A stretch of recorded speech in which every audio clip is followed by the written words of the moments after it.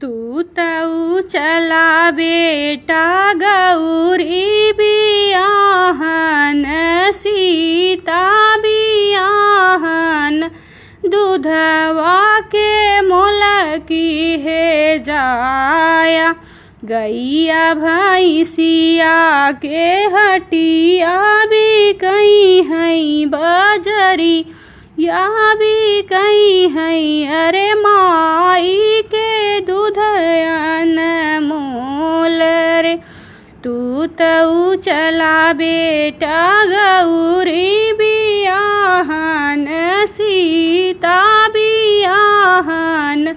दूधवा के मोल की है जाया गैया भैंसिया के हटिया भी कहीं है बजरी या भी चई है अरे चाची के